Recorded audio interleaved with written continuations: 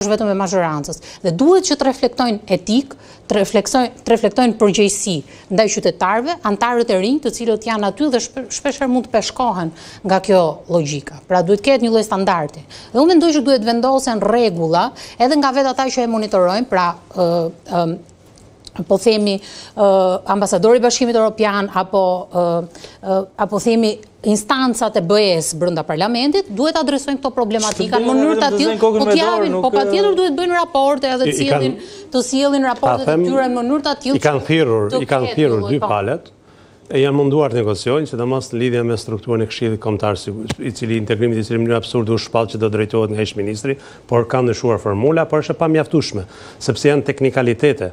Opozita duhet jetë drejtuese procesit integrimit, komisioni shkri dhe ka ngjerë vetëm një strukturë. Problemi është që parlamenti ka nevojë të kthehet në normalitet, si strukturë, si vendimarrje, si agent, si vend pune, dhe deri nuk është normal. Dhe kjo është shqetësimi më i madh, se supozohet që ti thua duhet ty mas 3 vitesh në BE, 4 vitesh, dhe fillon ditën e parë punës me sjellje që është e denjë për Shqipërinë e 97-s. Kështu që zgjidhja e vetme që kërkojnë janë vetëm këto direktivat e BE-s që mund të vinë dhe mund të sillen një lloj normaliteti. Përndryshe pashpresësia e opozitës nga një anë dhe legitimiteti vendimarrjes nga ana e mazhorancës do ta çojë këtë në një lloj konflikti të vazhdueshëm. Pashpresësia e opozitës jemi plotësisht dakord për një normalitet. Kthimi në normalitet si mund të bëhet?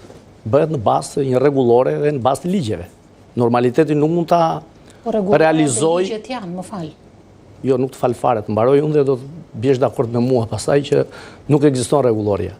Nuk ka një rregullore parlamenti akoma të shpërndar tek deputetët, një rregullore për herë të parë në historinë e parlamentit që bëhet në mënyrë të njëanshme. Gjithmonë rregulloret janë bërë me konsensus. Mazhoranca ka ndryshuar komplet rregulloren me komisionet, i shkriu, gjitha gjërat dhe do të na i vëj përpara. Ne jemi të detyruar të zbatojmë atë rregullore që ne nuk e kemi votuar, që nuk kemi dhënë mendim, që nuk kemi diskutuar, që nuk është një rregullore në favor të gjithë parlamentit dhe gjithë përfaqësimit politik. Kjo mund ta kthejë në normalitet parlamentin? Pra të kërkojmë normalitet. Ju zoti Baçi, si do kontribuoni si forcë politike për të kthyer normalitetin? Ja pra, kontributi që mendoni ju? Kontributi i opozitës është gjithmonë për të kontestuar shkeljen e rregullores dhe shkeljen e ligjeve. Por si mendoni ju? Ne kemi qejf që aty në parlament të ngrihemi her pas here dhe ndonjëherë dhe ndonjë veprim jo i duhur që në sytë e qytetarëve nuk është për mirë dhe unë absolutisht nuk jam dakord për veprime që kalojnë kodin e sjelljes, kodin e etikës, me thënë absolutisht, por kur vetëm deri tek muri dhe nuk e çfarë bën. Pra qëllimi justifikon mjetin, mendoni? Atëherë do kundërpërgjigjesh, se ndryshe kur ai të heq të drejtën e fjalës, ta ndërpret fjalën. Të mëson Niko Peleshi se kur është procedurë, kur është për replik dhe mënyrën se si do artikulosh. Por zotëri, unë kur marr fjalën për procedurë, e marr fjalën për procedurë dhe para se të kaloj tek problemi, do them 2 fjalë hyrëse për të vajtur, për të bërë konkluzionin. E ka formulë të trashëguar që nga Nikolla, nga Spiropali, që sa të ngrihesh merr fjalën procedurë, nuk është procedurë kjo dhe të heq fjalën. Në fakt, edhe Parlamenti Evropian ka tjetër praktik. Problemi është tjetër. Në momentin kur opozita, kryetari i grupit opozitës, kryetari i grupit parlamentar kërkon fjalën, në mënyrë automatike jepet fjala. Pikërisht. Dhe në momentin kur ka incidente, siç ndodhi me diellën, seanca ndërpritej, negocioi problematika dhe rifilloi përsëri. Don ka zgjidhje për shkuar, edhe që shkojnë gjykatë kushtetuese shkoi për mua bëri mirë. Edhe që ndryshuar rregullore, po të përmend 2 raste kur është ndryshuar në mënyrë njëanshme, në kohën e Covidit dhe në kohën e komisionit timore. Prap mazhoranca ka ndryshuar, po kjo mazhorancë në 2, kështu që nuk është rasti i fundit. Arrogancë. Problemi është detyra e deputetëve se miratojnë ligje.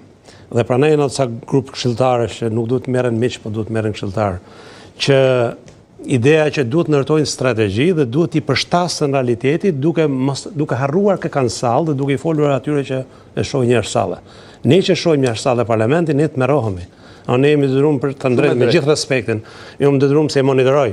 Por stafi im, sa i piçanolli uzun, prapë s'ndodhe asgjë, shan njëri tjetrin, çati shkruaj unë relacion BE-s. Zënës kryeministja shajti njërin të opozitës, ky opozitë shajti atë tjetrin, ky shumë bonuse për vështirësi punës. Jo. Ore tani flasim realisht, janë njerëzit nga më të paguarit në Shqipëri, ka në detyrë marrëveshje me ato ligje, po pyetja është ta ushtrojnë 3 funksionet bazë kushtetuese: kontrollin e ekzekutivit, miratimin e ligjeve dhe kontrolli i ekzekutivit, lutem shumë. Parlamenti është një noter i qeverisë, absolutisht. Ju e dini që atje absolutisht nuk diskuton kush nga deputetët e mazhorancës votojnë. Ja t'ju marrni rastin tash. Po të marrni rast. Qartë. Ligji njeh të drejtë në opozitë për bë seancë pyetje me kryeministrin. Po. Se ka bërë ndonjëherë. E ke gabim. Se ka bërë. Kërkesa pa fund. Se ka bërë pra. Po nuk e realizojnë pra s'vjen kryeministri. Argumenti unë i kam pyetur dhe më kanë thënë sepse thonë ata, po i bëm kërkesë, i ngrejmë topin dhe ai do na flas 2 orë.